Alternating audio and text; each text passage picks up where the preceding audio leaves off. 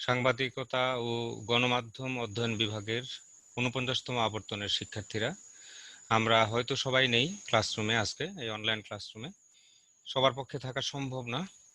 আমরা জানি যে পাবলিক ইউনিভার্সিটি, আমরা এখানে কৃষকের সন্তান, প্রাইমারি স্কুলের টিচারদের সন্তান থেকে শুরু করে নানান শ্রেণী পেশার মানুষের সমাগম ঘটে পাবলিক বিশ্ববিদ্যালয়ে।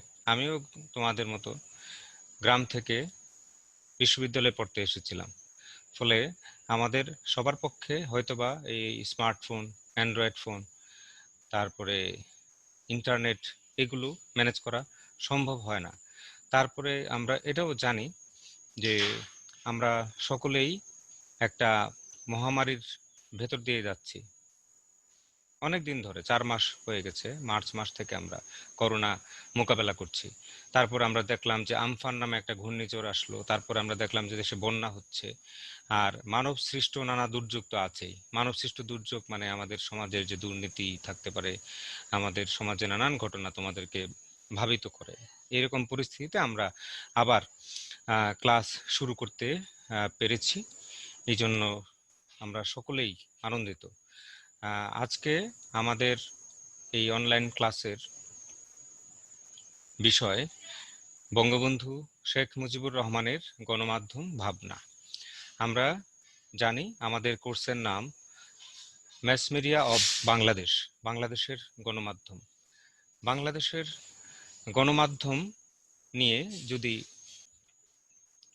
কোর্সের নাম বাংলাদেশের গণমাধ্যম, ফলে আমরা যদি আমাদের জাতির পিতা বঙ্গবন্ধু শেখ মুজিবুর রহমানের গণমাধ্যম ভাবনা নিয়ে কথা বলি বা ওনাকে অনুধাবন করার চেষ্টা করি, তাহলে আমার মনে হয় খুব প্রাসঙ্গিক হবে।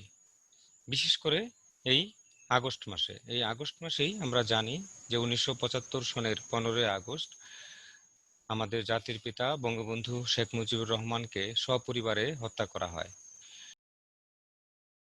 প্রথম বর্ষের ছাত্রছাত্রী হলেও আমরা অনেক সময় পার করেই কিন্তু এই পর্যায়ে এসেছি। আমরা সেই ছোটবেলায় প্রাইমারি স্কুলে পড়তাম, তারপরে আমরা হাই স্কুল শেষ করে, কলেজ শেষ করে আমরা এখন বিশ্ববিদ্যালয়ে পা রেখেছি।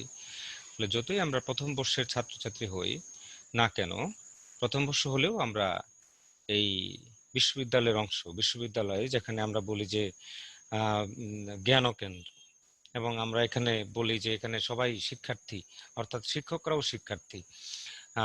আমাদের স্যাররা ম্যাডামরাও আমাদেরকে বলেছেন যে সবাই সবার কাছ থেকে শিখবে। ফলে আমাদের ক্লাসরুম, বিশ্ববিদ্যালয়ের ক্লাসরুম আর অন্যান্য শিক্ষা প্রতিষ্ঠানের ক্লাসরুম কখনো একরকম হয় না। ফলে আমি আশা করব আমরা সকলেই মনোযোগ দিয়ে এই আজকের ক্লাস আমরা শুনবো। যেহেতু আগস্ট মাস শোকের মাস, জাতীয় শোক দিবস আমরা পালন করি প্রতি বছর 15 আগস্টে, আমি ভাবলাম যে বঙ্গবন্ধুর গণমাধ্যম ভাবনা সংক্রান্ত আলোচনাটি আমাদের সেরে ফেলা দরকার এই সময়ে। বঙ্গবন্ধুর গণমাধ্যম ভাবনার আলোচনায় যাওয়ার আগে আমি কিছু তাত্ত্বিক আলোচনা করতে চাই। প্রত্যেকটি আমরা যারা বিশ্ববিদ্যালয়ে গবেষণা করি, আমরা যখন কোনো গবেষণা নিবন্ধ লিখি বা আমরা কোনো গবেষণা করি, তখন আমাদের সেখানে একটা তাত্ত্বিক কাঠামো থাকে। ফলে আমরা যদি তত্ত্ব না বুঝি, আমরা যদি বিভিন্ন গণমাধ্যম বিশেষজ্ঞদের দেয়া ধারণাগুলো সম্পর্কে সম্যক অনুধাবন না রাখি, তাহলে আমাদের বিশ্ববিদ্যালয়ে পড়াটা বৃথা হয়ে যাবে। আমাদের এখানে গভীর অন্তর্দৃষ্টি দিয়ে প্রতিটি বিষয় আমাদের অনুধাবন করার চেষ্টা করতে হবে। আমরা স্লাইডে প্রথমে দেখতে পাচ্ছি তাত্ত্বিক আলোচনা, আর আমাদের প্রথমে ছিল জাতির পিতা বঙ্গবন্ধু শেখ মুজিবুর রহমানের গণমাধ্যম ভাবনা। সেখান থেকে আমরা তাত্ত্বিক আলোচনায় যাচ্ছি, এবং আমার মনে হয় যে আজকের ক্লাসে আমাদের এই আলোচনাটা শেষ হবে না, আমাদের আরো 2-1টি ক্লাস লাগতে পারে।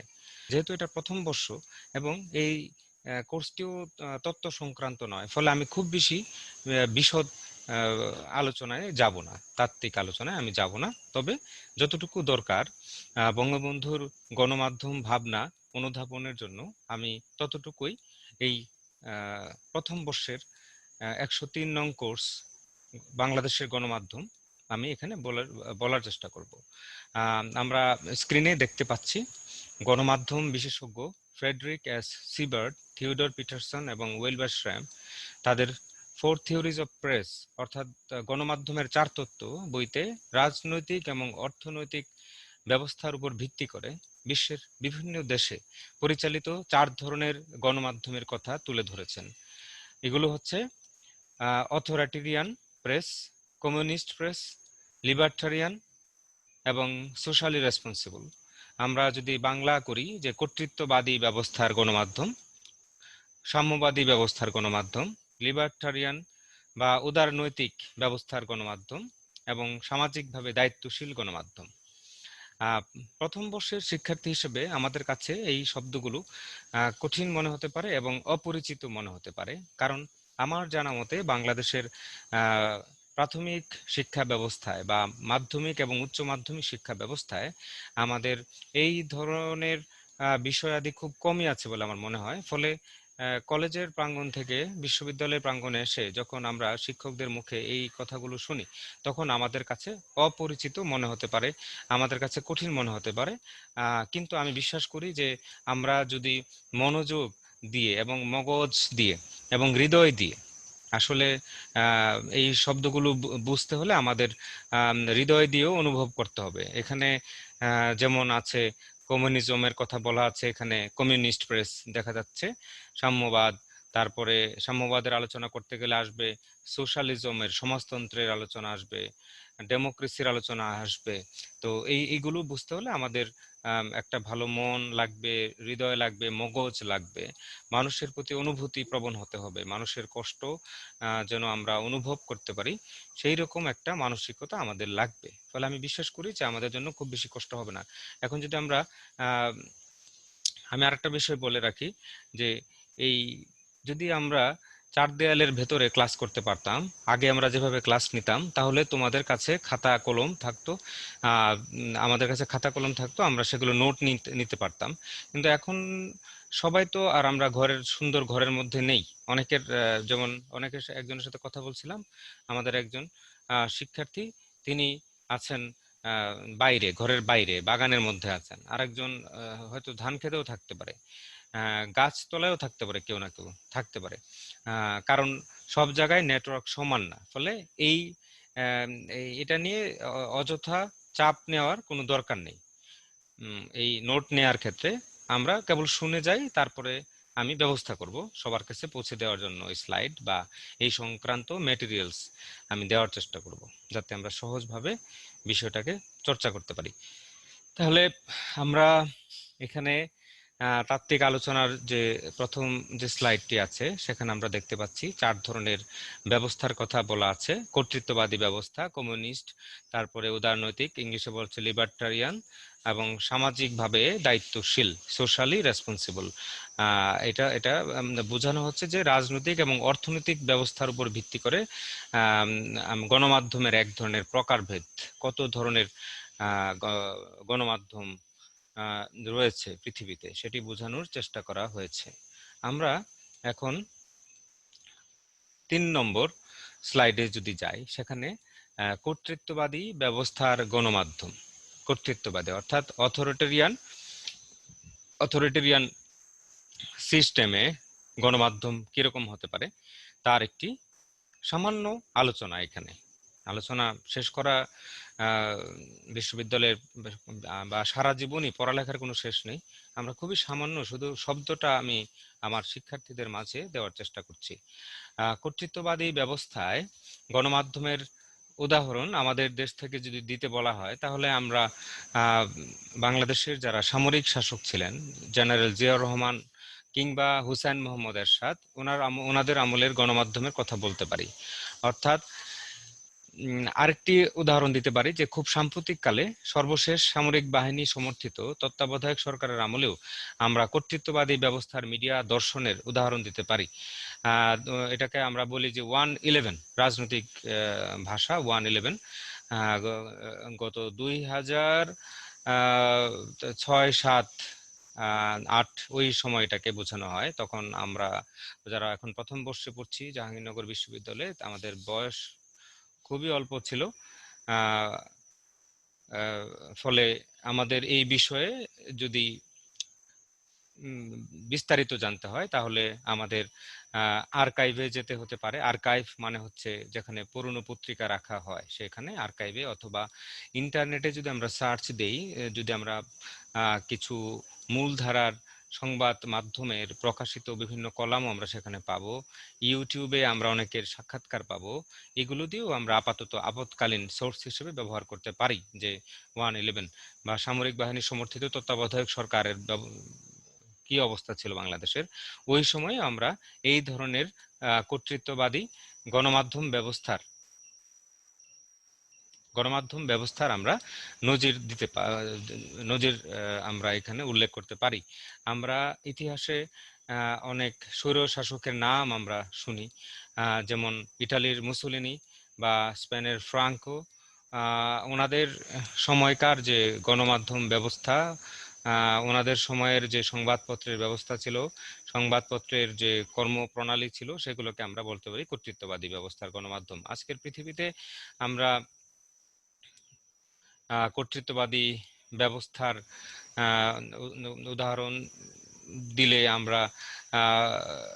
আমরা যদি বলি যে নর্থ কোরিয়া বা উত্তর কোরিয়ার সাথে আমরা দেখি যে হরহামেশাই পুঁজিবাদের কেন্দ্রস্থল বা পুঁজিবাদের গুরু বলা যায় বর্তমান বিশ্বে বহুদিন থেকেই মার্কিন যুক্তরাষ্ট্র। তাদের সাথে হরহামেশাই তাদের মধ্যে নানান ধরনের কথার যুদ্ধ, অস্ত্রের যুদ্ধ আমরা দেখি যে বিরাজমান। তাহলে আমরা পরের স্লাইডে যাই।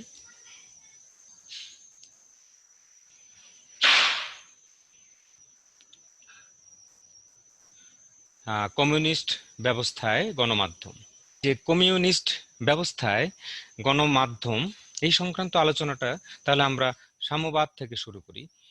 কমিউনিস্ট ব্যবস্থায় গণমাধ্যম সম্পর্কে ধারণা পাওয়ার আগে আমাদের অনুধাবন করতে হবে কমিউনিজম কি। বাংলায় আমরা অর্থ করি সাম্যবাদ। সাম্যবাদ কি? সাম্যবাদের অর্থ বুঝতে হলে আমাদের বুঝতে হবে পুঁজিবাদ ও সমাজতন্ত্র। আবার পুঁজিবাদ কি? পুঁজিবাদের ইংলিশ হচ্ছে ক্যাপিটালিজম। পুঁজিবাদ বুঝতে হলে আমাদের বুঝতে হবে সামন্তবাদ, ফিউডালিজম। তাহলে এখন আমাদের এই সংক্রান্ত আলোচনার, অর্থাৎ কমিউনিস্ট ব্যবস্থায় গণমাধ্যম এই সংক্রান্ত একটা সাম্যবাদী ব্যবস্থায় গণমাধ্যম কিরকম হয় তার আলোচনাটা আমরা তাহলে শুরু করতে পারি ফিউডালিজম দিয়ে। ফিউডালিজম এই শব্দটা আমাদের কারো কারো কাছে পরিচিত হলেও হতে পারে। বাংলা হচ্ছে সামন্তবাদ, ফিউডালিজম। এখানে আমরা ইংলিশে একটা সংজ্ঞা দেখতে পাচ্ছি। আমরা যদি উচ্চারণ করি তাহলে আমরা পাবো the system of political organization prevailing in Europe from the 9th to about the 15th centuries having has its basis the relation of lord to vassal with all land held in fee, and as chief characteristics homage the service of the tenants under arms and in court, worship and forfeiture. এখন এই যে আমি ইংলিশটা বললাম, English বলে আমি যদি চলে যাই তাহলে আমাদের অনেকের কাছেই জিনিসটা পরিষ্কার হবে না। আর যদি পরিষ্কার করতে হয় তাহলে আমাদের প্রত্যেকটি শব্দ ধরে ধরে আমাদের বাংলা বোঝানো উচিত। আচ্ছা, আমি বলি যে এখানে the system of political organisation prevailing in Europe, অর্থাৎ তাহলে ফিউডালিজমের সাথে ইউরোপের একটা সম্পর্ক আমরা এখানে পাই। এবং ফ্রম দ্য নাইনথ অর্থাৎ নবম টু দ্য 15th সেঞ্চুরিজ, পঞ্চদশ শতকের বলা হচ্ছে নবম শতক থেকে পঞ্চদশ শতক, having has its basis the relation of lord lord to vassal. তাহলে লর্ড, বাংলা আমরা বলি যে ল্যান্ড লর্ড, ভূস্বামী, লর্ড প্রভু, টু ভেসেল, এই শব্দটা এখন আমাদের অনুধাবন করতে হবে। Vessel, VASSAL, vessel. ভেসেল তাহলে মানে কি সেটা আমরা একটু পরে বের করব। With all land held in the fee, তাহলে এই যে ফি, FEE ফি, এটা আমরা অনেকে হয়তো আমরা ওই যে ভর্তির ফির কথা আমি শব্দটা জানি, বাট এখানে ফি বিশেষ অর্থে ব্যবহৃত হচ্ছে, আমি একটু পরে ক্লিয়ার করে দেবো। as chief characteristics homage the service of tenants, তাহলে tenant যে একটা শব্দ এখানে আছে, tenants under arms and in court, worship and forfeiture, তাহলে worship forfeiture এই শব্দগুলো যদি আমরা বুঝতে পারি তাহলে আমার ধারণা যে ফিউডালিজমের ক্যারেক্টারগুলো আমরা, ক্যারেক্টারিস্টিক্স গুলো, ফিউডালিজমের যে বৈশিষ্ট্যগুলো সেগুলো আমরা ক্লিয়ার হয়ে যাব। তাহলে আমরা যদি পরের স্লাইডে যাই,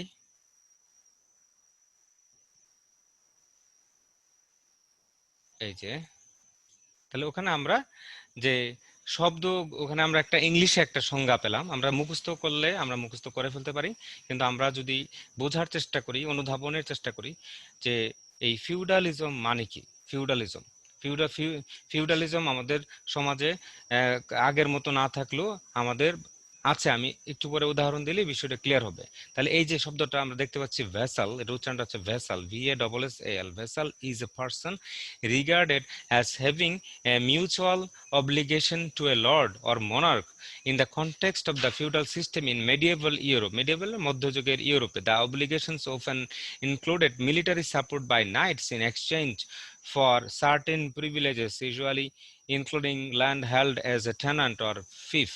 আচ্ছা, ক্লাসকে জিজ্ঞেস করছি যে আমাদের সমাজে এইরকম ক্যারেক্টার আছে কিনা। জি স্যার আছে। আছে, আমরা জানি আছে। আমাদের আমাদের বাংলাদেশের দিকে যদি এটা আমরা কথা বলছি সেই ইউরোপের মিডিয়েবল ইউরোপ, আর আমি উদাহরণ দিচ্ছি 2020 সালের বাংলাদেশ থেকে, যেই বাংলাদেশ 1971 সালে স্বাধীনতা অর্জন করেছিল একটা সশস্ত্র যুদ্ধের মাধ্যমে। এরপরেও আমরা দেখি যে বাংলাদেশে বাংলাদেশ থেকে আমরা উদাহরণ দিতে পারছি যে এই ফিউডাল সিস্টেম কিভাবে এখনো সমাজের কোনো কোনো অংশে আমাদের কোনো কোনো অংশে আমাদের জানার বা অজানার মধ্যেই বিরাজ করে। তো এই যে ভেসাল বলা হচ্ছে is a person regarded as having a mutual obligation two A Lord or monarch in the context of the feudal system in medieval Europe. অর্থাৎ এখানে এই ভেসালটা আমরা যদি সহজ বাংলা করে বলতে চাই, ভেসাল ওই সে জমি চাষ করবে, কার জমি চাষ করবে? সে জমি চাষ করবে ওই যে ভূস্বামীর, যার অনেক জমি রয়েছে, না শত শত বিঘা, হাজার হাজার বিঘা জমি রয়েছে। অর্থাৎ মনার্ক, আমরা যদি বলি যে কিং, আমরা যদি বলি যে সম্রাট, বাদশাহ, তাদের জমি তারা আবার জমিদারদেরকে দিচ্ছে, সেই জমিদার আবার কৃষকদেরকে দিয়ে ওখানে চাষ করাচ্ছে, কিন্তু কৃষকের নিজের কোনো জমি নেই। কৃষক ওখানে কি দেয়? তার শ্রম দেয়। কৃষক ওখানে তার সময় বিনিয়োগ করে, তার শ্রম বিনিয়োগ করে, তার মেধা বিনিয়োগ করে, সবকিছু বিনিয়োগ করে সে ওখানে কাজ করে, কিন্তু এর ফসল, এর সামান্য একটা অংশ ওই কৃষক বা কৃষক পরিবার পায়। আর বাকি যেটাকে আমরা বলি যে সিংহভাগ বা লায়ন শেয়ার, এই লায়ন শেয়ারটা নিয়ে যায় ওই যে জমিদার। তাহলে এই ভেসাল বলা হচ্ছে is a person regarded as having a mutual obligation two Lord monarch, অর্থাৎ ওই লর্ড বা মনার্কের কাছে তার এক ধরনের বাধ্যবাধকতা থাকে যে সে কি চাষ করবে, সে তার চাষের একটা অংশ, কৃষির একটা বড় অংশটাই তাদেরকে দিয়ে দিবে। এরকম এক ধরনের কি বলা যায় যে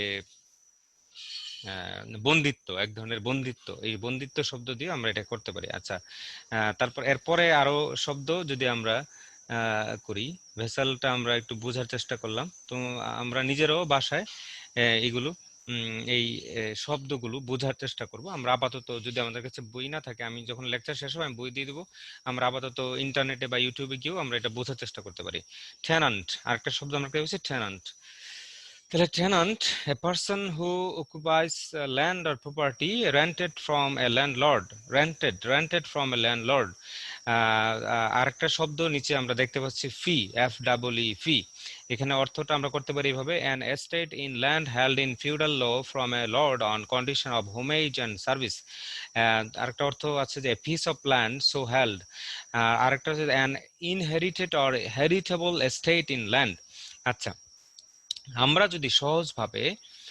যদি সহজভাবে বুঝি যে জমির মালিক হচ্ছেন একজন ব্যক্তি, যার অধীনে অনেক জমি আছে, শত শত বিঘার জমি বা শত শত একর জমি বা হাজার হাজার একর জমি, কিন্তু ওখানে চাষ করছে সব গরিব কৃষক চাষিরা, যারা আসলে বর্গা চাষী।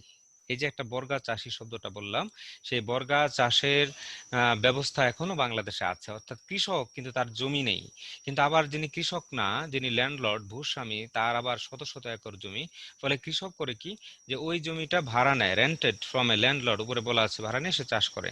আচ্ছা, এটা তাহলে এই যে ফিউডালিজমকে যদি এখন আমরা ফিউডালিজম, তাহলে আমরা কি আচ্ছা, এখানে আরেকটা শব্দ আমরা বলি, আমরা দেখতে পাচ্ছি না, ফোর ফেচার, এখানে একটা শব্দ দেখা যাচ্ছে ফোর ফেচার। তাহলে দ্য অ্যাক্ট অফ ফোর ফেচার মানে কি, দ্য অ্যাক্ট অফ ফোর ফেটিং, অর্থাৎ বলে না যে এটা ফোরফেইটেড হয়ে গেছে, এটা এই প্রপার্টি ফোরফেইটেড হয়ে গেছে, অর্থাৎ সামবডি হ্যাজ গিভেন পেনাল্টি বা authorities given penalty to the farmers. বোঝা গেল বিষয়টা কি, the loss of property or money because of a breach of legal obligation. অর্থাৎ ওই যে বর্গা চাষী যিনি আছেন, বা যিনি গরিব কৃষক, অসহায় কৃষক, যার কোনো জমি নেই কিন্তু তিনি পরিশ্রম করতে পারেন, মেধা বুদ্ধি দিয়ে আছে। অনেকে মনে করতে পারে যে কৃষকের বুঝি মেধা নেই, বুদ্ধি নেই, এইটার সাথে আমি একেবারে দ্বিমত পোষণ করি। আমাদের একজন কবি বলেছেন যে সবচেয়ে বড় সাধক হচ্ছেন বাংলাদেশের চাষা মানে কৃষকরা, ফার্মার্সরা। তারা যারা কৃষি কাজ করে তারা বুঝেন যে এখানে শুধু গাধার মতো পরিশ্রম করলে হবে না, এখানে প্রচুর মেধা দিয়েও, মানে সব মানুষই মেধাবী, এক একজন এক একভাবে মেধাবী। আমি এটা বোঝানোর জন্য এই এক্সাম্পলটা দিলাম। আমি আর এটা আমার শিক্ষার্থীদের জিজ্ঞেস করছি না যে তারা এই বিষয়ে কি মনে করে কৃষকদের বিষয়ে, আমি শুধু আমার কথাটা বললাম। কৃষি কাজ করতে অনেক মেধা লাগে, অনেক বুদ্ধি লাগে। আহ, যাই হোক, আর পরিশ্রম তো আছেই, শারীরিক মানসিক বা বুদ্ধি সবকিছু মিলেই আমাদের কৃষকরা বাংলাদেশকে এই টিকিয়ে রেখেছেন। এই করোনা কালে আমরা যদি কমিউনিটি ধরি, যে কৃষক সম্প্রদায় যদি আমরা ধরি এইভাবে, যে কৃষকরা হচ্ছে অন্যতম সফল বাংলাদেশের মানুষ, যদি আমরা মনে করি তারা কৃষি উৎপাদনে বিপ্লব দেখিয়েছে এই করোনা কালেও। আমরা সবজি উৎপাদনে, মৎস্য উৎপাদনে, ধান উৎপাদনে আমরা সারা বিশ্বকে আমরা দেখেছি যে তারা বিস্মিত হয়েছে বাংলাদেশের কৃষকদের যে অর্জন দেখে। আচ্ছা, তাহলে এই যে ফোর ফিচারটা, আমরা আবার এই শব্দটার মধ্যে ফিরে যাই, the act of forfeiting the loss of property or money because of a breach of a legal obligation. অর্থাৎ ভূস্বামীর সাথে, ল্যান্ডলর্ডের সাথে অসহায় কৃষকের এক ধরনের লিগ্যাল অব্লিগেশন থাকে, আইনি বাধ্যবাধকতা।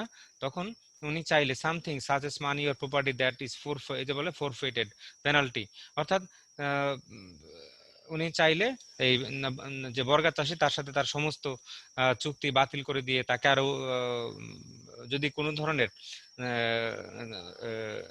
ফসল কম হলো, তাহলে এখানে দেখা গেলো যে ফসল কম হয়েছে, কোনো সময় ফসল কম হয়েছে, এখন সেই ফসল কম হওয়ার পিছনে ঘূর্ণিঝড়ের প্রভাব থাকতে পারে, অতিবৃষ্টি, অনাবৃষ্টি, খরার মতো দুর্যোগের থাকতে পারে। কিন্তু জমিদার যিনি, ল্যান্ডলর্ড যিনি, তার আসলে এইগুলো তিনি দেখবেন না। তিনি যে কৃষক, সেই কৃষকের কাছ থেকেই সেই তার যে প্রাপ্য, অর্থাৎ যে সিংহভাগ, সেটি তিনি আদায় করে নেবেন, এই ধরনের কিছু একটা। আমি তাহলে আমরা বুঝতে পারলাম যে ফিউডালিজম বা কি বলে, ফিউডালিজম বা সামন্তবাদ, এটা আমাদের জন্য অস্বস্তির, এটা আমাদের জন্য অশান্তির, এটা আমাদের উন্নয়নের ব্যত্যয়, আমাদের সাধারণ মানুষের জন্য। ফলে ফিউডালিজমটা আমরা যদি বুঝে থাকি, তাহলে আমরা পরের ইয়েতে যাই। ফিউডালিজমের ফিউডালিজমের বা সামন্তবাদের অভিশাপে মানুষ যখন মানে ইউরোপের ইতিহাস আসলে এটা আমাদের এখানেও আছে এরকম ঘটনা। সামন্ত আমরা তো জানি যে আমরা নিজেরাই তো ব্রিটিশ আমলের কথা বলতে পারি। তারপরে আমরা কৃষকদের জন্য এখানে বিদ্রোহ হয়েছে, কৃষকরা বিদ্রোহ করেছে। তারপরে আমাদের অনেক বড় বড় আমাদের যারা প্রাতঃস্মরণীয় ব্যক্তি আছেন, তারা কৃষকদের কয়েকজন আছেন, তারা কৃষকদের পক্ষে কাজ করেছেন যাতে তারা এই জমিদারি প্রথা থেকে মুক্ত হয়ে নিজের জমিতে নিজেই চাষ করতে পারে, কৃষি বিপ্লব ঘটাতে পারে, পাশাপাশি কৃষকরা যেন তার অর্থনৈতিক মুক্তি অর্জন করতে পারে। এরকম আমরা যদি ওই ইতিহাসটা আমি এখানে বলছি না। তাহলে এই ফিউডালিজমের ফিউডালিজমের আহ, বিলোপের মধ্য দিয়ে আমরা দেখি যে পৃথিবীতে ক্যাপিটালিজম বা পুঁজিবাদের জন্ম হয়। পুঁজিবাদ পুঁজিবাদ সম্পর্কে আমাদের কি ধারণা? আমরা যদি পুঁজিবাদ কি, আমরা কোন ব্যবস্থায় বসবাস করি সেটাকে আমরা অনুভব করি। আমরা কি এখন একটা ফিউডালিস্টিক সোসাইটিতে বসবাস করি, নাকি আমরা ক্যাপিটালিস্টিক একটা সোসাইটিতে বসবাস করি, নাকি আমরা একটা সোশ্যালিস্ট মানে কি বলে সমাজতান্ত্রিক, নাকি কমিউনিস্ট? আমরা আসলে কি ব্যবস্থার মধ্যে আছি সেটাকে আমরা অনুভব করি কিনা এই সমাজের একজন সদস্য হিসেবে? যদি আমরা অনুভব না করি, তাহলে আমার মনে হয় আমরা করি না, করলে তো আমাদের মধ্যে পরিবর্তন আসতো, ঠিক না? করলে আমরা অনুভব করতাম যে বঙ্গবন্ধু শেখ মুজিবুর রহমানকে কেন 75 সালে 15ই আগস্ট হত্যা করা হয়েছিল। এটা তাহলে আমরা সবাই অনুভব করতাম যে উনি কি চাইতেন, উনি কি চেয়েছিলেন, উনি কি এইরকম বাংলাদেশি চেয়েছিলেন নাকি উনি অন্যভাবে চেয়েছিলেন। এটাতে আমরা নিজেরা নিজেদের প্রশ্ন করতাম, সেই প্রশ্ন তো আমরা করি না। এই জন্য আমরা কখনো ঘটনার গভীরেও আমরা যাই না। যেহেতু আমি বঙ্গবন্ধুর কথা আবার এখানে বললাম, ক্লাসটা তো হচ্ছে বঙ্গবন্ধুর গণমাধ্যম ভাবনাকে নিয়ে, আমি শুধু এই কথাটা একটু বলি যে আমরা শুধু কিছু মানুষের নাম জানি, যেমন খন্দকার মোশতাক, তারপরে আমরা কিছু খুনি, যারা বঙ্গবন্ধুর খুনি তাদের নাম, কিছু মানুষের নাম জানি। কিন্তু এর পিছনে যে একটা আন্তর্জাতিক এবং আঞ্চলিক একটা বিশাল রাজনীতি ছিল, এবং সেই রাজনীতিতে যে সাম্রাজ্যবাদী পশ্চিমা সাম্রাজ্যবাদী গোষ্ঠী যে নেতৃত্ব দিয়েছে এই হত্যাকাণ্ডের পেছনে, সমস্ত পরিকল্পনা করা, খুনিদেরকে বিদেশে পাঠিয়ে দেওয়া, তাদেরকে পুনর্বাসন করা, এই বিষয়টি কিন্তু আমাদের মাথায় আসে না। আমরা এটা লক্ষ্য করছি যে আগস্ট মাস চলছে, শোকের মাস, অনেকে অনেক প্রোগ্রাম করছে, কিন্তু এই বিষয়টি আমাদের নতুন প্রজন্মের সামনে তুলে ধরার জন্য সবাই সম্যক প্রচেষ্টা চালাচ্ছেন না। ফলে এই আজকের ক্লাস খুবই গুরুত্বপূর্ণ আমি মনে করি। যাই হোক, আমি এই ক্যাপিটালিজমের কথা আসি। ক্যাপিটালিজম এখানে আমি খুব সহজভাবে উম, বলার চেষ্টা করেছি যে সামন্তবাদের পতনের বা ফিউডালিজমের পতনের মধ্য দিয়ে আহ, এই পুঁজিবাদ আসে। পুঁজিবাদ মানে হচ্ছে ইন্ডিভিজুয়ালিজম, মানে আমি যদি বলি যে ব্যক্তি মানে আমার সব কিছু হবে, আমার আমার কোটি কোটি টাকা ব্যাংকে জমা পড়বে, আমার এত জমি হবে, আমি বড় চাকরি করব, আমি ফার্স্ট হব, সবার আগে আমি চলে যাব, আমার অন্যরা আমার পেছনে পড়ে থাকবে, আমি সবার এরকম। এটা হচ্ছে মানে আমরা আমরা যেভাবে বড় হচ্ছি, আমরা যেভাবে আমাদের সন্তানদেরকে বড় করছি, আহ সেখানে আমরা এই ধনতান্ত্রিক ব্যবস্থার উপাদানগুলো অনুভব করতে পারি। এবং তোমরা হচ্ছে সেই একটা ধনতান্ত্রিক ব্যবস্থারই তোমরা এখন বলা যায় যে উৎপাদন। মানে আমরা আমরা এই যে আমরা ভাবি, আমরা সমাজে কিরকম ভাবি যে আমি সবচেয়ে বড় লোক হব, আমি আমি সবচেয়ে বেশি টাকার মালিক হব, আমি সবসময় আমি আমি সবচেয়ে সুন্দর হব, আমি সবচেয়ে লম্বা হব, আমি সবচাইতে প্রভাবশালী হব। এই যে আমার অনেক টাকা থাকবে, কিন্তু সমাজের আমার প্রতিবেশীরা, আমার পুরো সমাজ সবাই ভালো আছে কিনা, হ্যাঁ, আর ফলে আমাদের মধ্যে এই অনুভূতিগুলি আসে না। কিন্তু বঙ্গবন্ধু এইরকম ব্যবস্থা চাননি। আচ্ছা, উনি কিরকম ব্যবস্থা চেয়েছিলেন এটা বোঝানোর জন্য আমরা আসলে আহ এতগুলো কথা বলছি। আজকের একদিনে ক্লাস শেষ হবে না, নিশ্চয়ই আরেকটা ক্লাস নিতে হবে আমাদের এই বিষয়ে। তাহলে আমরা এখন একটু ক্যাপিটালিজমকে বোঝার চেষ্টা করি। এখানে স্লাইডে বলা আছে, অধিকাংশ মানুষকে শোষণ করে অল্প সংখ্যক মানুষের অঢেল বিত্ত বৈভবের মালিক বনে যাওয়ার প্রক্রিয়ার নাম পুঁজিবাদ। আচ্ছা, সামন্তবাদের বদলে পুঁজিবাদ এসেও যখন মানুষের ভাগ্য বদলায়নি, তখন অষ্টাদশ এবং ঊনবিংশ শতাব্দী ধরে পুঁজিবাদের বিরুদ্ধে তীব্র আন্দোলন শুরু হয়। এখানে যদি আমি আরেকটা বাক্য যোগ করি নিজে নিজে বলে এখন, যে এবং এই যে পুঁজিবাদ বিরোধী যে আন্দোলন সংগ্রাম শুরু হয়েছিল তারই ধারাবাহিকতায় তারই ধারাবাহিকতায় বাংলাদেশের জন্ম হয়েছিল 1971 সালে, এবং সেই বাংলাদেশের জন্ম প্রক্রিয়ায় নেতৃত্ব দিয়েছিলেন আমাদের জাতির পিতা বঙ্গবন্ধু শেখ মুজিবুর রহমান। তাহলে আমরা তাহলে আমরা এখন যে পরবর্তী একটা স্লাইডে আমি যাই, এই যে একটা স্লাইড, আজকে এটাই আমাদের সর্বশেষ স্লাইড, আর ক্লাসও আমি বেশি বড় করব না। আচ্ছা, বঙ্গবন্ধু পুঁজিবাদ সম্পর্কে কি বলেছেন? বঙ্গবন্ধু পুঁজিবাদ সম্পর্কে কি বলেছেন আমরা যদি অনুভব করতাম, তাহলে আমরা যদি বিশ্বাস করতাম, তাহলে হয়তোবা 1975 সালের 15 আগস্টের যে দুর্ভাগ্যজনক ঘটনা সেটি ঘটতো না। তাহলে আমরা ওনাকে অনুসরণ করতাম। উনি কি বলেছেন? অসমাপ্ত আত্মজীবনী গ্রন্থের 234 নং পৃষ্ঠায় বঙ্গবন্ধু শেখ মুজিবুর রহমান তিনি লিখেছেন, আমি উদ্ধৃতি দিচ্ছি, আমি নিজে কমিউনিস্ট নই, তবে সমাজতন্ত্রে বিশ্বাস করি এবং পুঁজিবাদী অর্থনীতিতে বিশ্বাস করি না। একে আমি শোষণের যন্ত্র হিসাবে দেখি। সবাই অনেক টাকা পয়সার মালিক হতে চায়, সবাই ব্যাংক ব্যালেন্স, সবার আলাদা আলাদা ব্যাংক ব্যালেন্স থাকবে, আলাদা আলাদা সব অট্টালিকা থাকবে সবার, কিন্তু এটা অসম্ভব। পুঁজিবাদে সবাই সমান সুযোগ সুবিধা পায় না। যাই হোক, বঙ্গবন্ধু কি বলেছেন আমরা শুনি, আমি নিজে কমিউনিস্ট নই, তবে সমাজতন্ত্রে বিশ্বাস করি এবং পুঁজিবাদী অর্থনীতিতে বিশ্বাস করি না। একে আমি শোষণের যন্ত্র হিসেবে দেখি। এই পুঁজিপতি সৃষ্টির অর্থনীতি যতদিন দুনিয়ায় থাকবে ততদিন মানুষের উপর থেকে শোষণ বন্ধ হতে পারে না। পুঁজিপতিরা নিজেদের স্বার্থে বিশ্বযুদ্ধ বিশ্বযুদ্ধ লাগাতে বদ্ধপরিকর, এবং বিশ্বযুদ্ধ হয়েছে। আচ্ছা, নতুন স্বাধীনতা প্রাপ্ত জনগণের কর্তব্য বিশ্ব শান্তির জন্য সংঘবদ্ধভাবে চেষ্টা করা।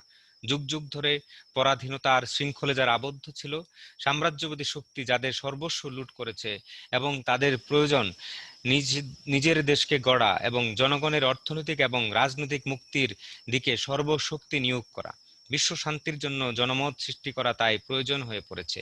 এটা পাকিস্তান আমলে করা ওনার উক্তি।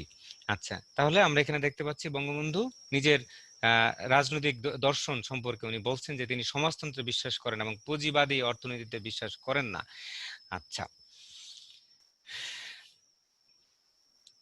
ফলে বঙ্গবন্ধুর গণমাধ্যম ভাবনা যদি আমরা উদ্ঘাটন করতে যাই বা অনুধাবন করতে যাই, তাহলে ওনার রাজনৈতিক দর্শনটা আমাদের জন্য খুবই প্রাসঙ্গিক। ফলে এই উক্তি থেকে, বঙ্গবন্ধুর এই উদ্ধৃতি যে আমরা পাঠ করলাম, সেখান থেকে আমরা বঙ্গবন্ধুর রাজনৈতিক দর্শনের একটা পরিচয় পাই। এবং বঙ্গবন্ধুর রাজনৈতিক দর্শনের পরিচয় পাওয়াটা আমাদের সকলের জন্য, বাংলাদেশের প্রতিটি নাগরিকের জন্য নয়, শুধু সারা পৃথিবীর সমস্ত মজলুম মানুষের জন্য, অর্থাৎ যারা নির্যাতনের শিকার, যারা নিপীড়নের শিকার, বৈষম্যের শিকার, তাদের সকলের জন্যই বঙ্গবন্ধুর এই এই উক্তি, এই অনুধাবনটি অত্যন্ত গুরুত্বপূর্ণ। তিনি নিজে নিজে বলছেন যে তিনি কমিউনিস্ট নন। এক্ষেত্রে আমি একটা ঘটনার উল্লেখ করতে পারি। বঙ্গবন্ধুকে পাকিস্তান আমলে পাকিস্তানিরা, পশ্চিম পাকিস্তানিরা তারা কমিউনিস্ট বলে আহ আহ, বলতেন। তো বঙ্গবন্ধু একবার পশ্চিম পাকিস্তানে গেলেন এবং তখন পাকিস্তানের গভর্নর ছিলেন গোলাম মোহাম্মদ সাহেব। গোলাম মোহাম্মদ সাহেব বঙ্গবন্ধুকে কাছে পেয়ে জিজ্ঞেস করলেন যে আপনি কি কমিউনিস্ট? মানে উনি বঙ্গবন্ধুকে, শেখ মুজিবকে, তখন তো বঙ্গবন্ধু হননি, তখন তিনি শেখ মুজিবুর রহমান, তাকে জিজ্ঞেস করছেন যে আপনি কি কমিউনিস্ট? তখন বঙ্গবন্ধু যে উত্তর দিচ্ছেন সেই উত্তরটা আমি এখানে পড়ছি। অসমাপ্ত আত্মজীবনী গ্রন্থের 268 নং পৃষ্ঠায় তিনি বঙ্গবন্ধু লিখেছেন যে আমি আদাব করলাম। আদাব, এখানে লক্ষণীয় যে তিনি বলছেন যে আমি আদাব করলাম, যে বাঙালির বা বঙ্গবন্ধুর নিজস্ব শব্দ চয়নের একটা প্রবণতা কেউ দাবায়ে রাখতে পারবে না। দাবায়ে আমরা হলে বলতাম যে দাবিয়ে রাখতে পারবে না, শুদ্ধ করে বলার চেষ্টা করে। উনি উনি ওনার মতোই বলছেন যে দাবায়ে রাখতে পারবে না, ওনার 7ই মার্চের ভাষণে। যাই হোক, এখানে বলছেন যে আমি আদাব করলাম। তিনি আমাকে কাছে ডেকে নিয়ে বসালেন এবং জিজ্ঞেস করলেন, লোকে বলে, অর্থাৎ ওনাকে জিজ্ঞেস করতেছে কে? গোলাম মোহাম্মদ সাহেব, পাকিস্তানের তৎকালীন গভর্নর, যে লোকে বলে আপনি কমিউনিস্ট, এই কথা সত্য কিনা। আমি তাকে বললাম, অর্থাৎ গোলাম মোহাম্মদকে বঙ্গবন্ধু বললেন যে যদি শহীদ সাহেব কমিউনিস্ট হন তাহলে আমিও কমিউনিস্ট, আর যদি তিনি অন্য কিছু হন তবে আমিও তাই। এখানে শহীদ সাহেব বলতে বোঝানো হচ্ছে হোসেন শহীদ সোহরাওয়ার্দী, বঙ্গবন্ধুর রাজনৈতিক গুরু বলা যায় তাকে, যাকে বঙ্গবন্ধু অত্যন্ত শ্রদ্ধা করতেন, ধারণ করতেন। এবং অসমাপ্ত আত্মজীবনী গ্রন্থ আমি কিন্তু আমার প্রথম বর্ষের ছাত্রছাত্রী সবার কাছে তুলে দিয়েছি। এখন এটা এখন আমাদের শিক্ষার্থীদের বিষয়, তারা পড়বে কিনা। আমি বলবো যে এই বইটি প্রত্যেকটা শব্দ আমাদের মন দিয়ে পড়া দরকার। যে বঙ্গবন্ধুর অসমাপ্ত আত্মজীবনী গ্রন্থটি আমাদের ইতিহাসের এমন সব সত্যকে উদ্ঘাটন করেছে আমাদের সামনে, সেটা আমরা, আমি অন্তত আগে কোনো বইতে এইভাবে পাইনি। আমরা 47-এর দেশভাগ নিয়ে যেভাবে আমরা জানতাম, তার চেয়ে অনেক বেশি গভীরভাবে আমরা জেনেছি আত্মজীবনী গ্রন্থটি পড়ে। ফলে এই গ্রন্থটি আমাদের দলমত নির্বিশেষে আমাদের সমস্ত শ্রেণী পেশার মানুষের এই বইটি পড়া উচিত। আর নতুন প্রজন্মকে অবশ্যই পড়া, নতুন প্রজন্মের অবশ্যই পড়া উচিত এই কারণে যে আমাদের এই বাংলাদেশকে আমাদের ধরে রাখতে হবে। না, আমরা আমাদের যে স্বাধীনতা সংগ্রাম, সেই দীর্ঘ স্বাধীনতা সংগ্রামের চূড়ান্ত রূপ হচ্ছে 1971 সালের মুক্তিযুদ্ধ। এবং সেই মুক্তিযুদ্ধে আমরা দেখি যে পাকিস্তানিরা, পশ্চিম পাকিস্তানি সেনাবাহিনী আমাদের মা বোনদের উপর অত্যাচার চালাচ্ছে, আমাদের উপরে গণহত্যা চালাচ্ছে। তারপরে এত আত্মত্যাগের বিনিময়ে আমরা আমাদের বাংলাদেশ রাষ্ট্র অর্জন করেছি। সেই বাংলাদেশ রাষ্ট্র যদি আজকে দুর্নীতিবাজদের জন্য ধ্বংস হয়ে যায়, ব্যাংক লুটেরাদের জন্য ধ্বংস হয়ে যায়, যদি আমাদের যারা নব্য লুটেরা হয়েছে এই সমাজে, যারা মুখে বড় বড় কথা বলে কিন্তু বাস্তবে তার কিছুই প্রয়োগ করে না, তাদের জন্য তো আমরা বাংলাদেশকে ধ্বংস হতে দিতে পারি না। আমাদের দায়িত্ব আছে। বঙ্গবন্ধু বলেছেন যে স্বাধীনতা আহ, অর্জন করা যত কঠিন তার চেয়ে আরো বেশি কঠিন হচ্ছে রক্ষা করা।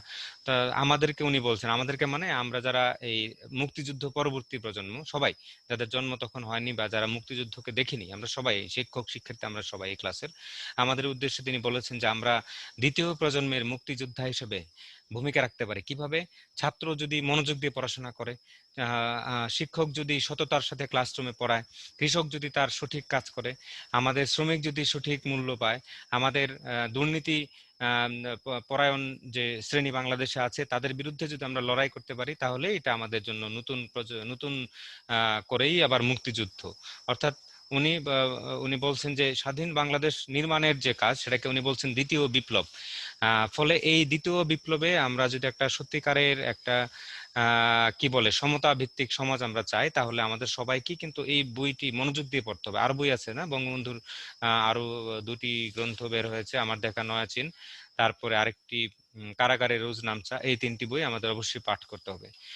পাঠ করলে আমাদের অনেক আহ বোধোদয় হবে, অনেক আমাদের হুঁশ আমরা ফিরে পেতে পারি যদি। ফলে আমাদের আজকের ক্লাস, আমি এই যে পুঁজিবাদ সম্পর্কে বঙ্গবন্ধু যা বললেন, এবং ওনার উনি নিজেকে যে বলছেন যে আমি নিজে কমিউনিস্ট নই, আবার ওনাকে জিজ্ঞেস করছেন পাকিস্তানের গভর্নর গোলাম মোহাম্মদ যে আপনি কি কমিউনিস্ট, তখন উনি বলছেন যে আমার নেতা হোসেন শহীদ সোহরাওয়ার্দী উনি যদি কমিউনিস্ট হন তাহলে আমি কমিউনিস্ট, আর উনি যদি না হন তাহলে আমি কমিউনিস্ট না। এটা খুবই মজার একটা উদ্ধৃতি, ইন্টারেস্টিং। ফলে বঙ্গবন্ধু আমাদের সকলের জন্য প্রাসঙ্গিক, ওনাকে আমাদের পাঠ করতে হবে এবং ওনাকে হৃদয়ে ধারণ করতে হবে। দলমত নির্বিশেষে আমরা যদি সুন্দর সমাজ গঠন করতে চাই তাহলে আমাদের এর কোনো বিকল্প নেই। ফলে আমাদের আজকের ক্লাস আমি এখানে শেষ করে দিতে চাই। আমাদের আবারও মনে করিয়ে দিই, আমাদের আজকের যে ক্লাস আমরা করছি বাংলাদেশের গণমাধ্যম শীর্ষক কোর্সের অধীনে, এবং আমাদের আজকের বিষয় ছিল বঙ্গবন্ধুর গণমাধ্যম ভাবনা। বঙ্গবন্ধুর গণমাধ্যম ভাবনা সম্পর্কে জানতে গিয়ে আমরা আলোচনা করলাম সেই সামন্তবাদ, তারপরে পুঁজিবাদ, এসে আমাদের আলোচনাটা এখন আপাতত শেষ হচ্ছে। এবং পুঁজিবাদের পরে আমরা আগামী ক্লাসে আমরা বোঝার চেষ্টা করব যে সমাজতন্ত্র এবং সাম্যবাদ কি। ফলে শিক্ষার্থীরা, আমরা যদি আমাদের হৃদয়ে এবং মগজে এই শব্দগুলো একটু গেঁথে রাখি, হ্যাঁ, হৃদয়ে লিখো নাম, সে নাম রয়ে যাবে। খাতায় লিখলে খাতা ছিঁড়ে যেতে পারে, পাথরে লিখলেও পাথর আহ নষ্ট হয়ে যেতে পারে সেই লেখা, কিন্তু হৃদয়ে এবং মগজে যদি থাকে তাহলে আমরা সেই শব্দগুলো আশা করি ভুলবো না। পুঁজিবাদ, সমাজতন্ত্র, সাম্যবাদ, তারপরে সবার আগে সামন্তবাদ যখন আমরা পড়লাম, যে ইউরোপের সামন্তবাদ, সেই সামন্তবাদী চরিত্র এখনো আমাদের মধ্যে আছে। পুঁজিবাদ আসলো, পুঁজিবাদও আমাদেরকে মুক্তি দিতে পারলো না। সমাজতন্ত্র আহ, এসে আমাদেরকে কিছুটা মুক্তি দিয়েছিল। তারপরে আমরা বঙ্গবন্ধুকে হত্যা করলাম, হত্যা করে আবার আমরা আম, আমাদের সেই পাপের প্রায়শ্চিত্ত এখনো আমরা করে চলেছি।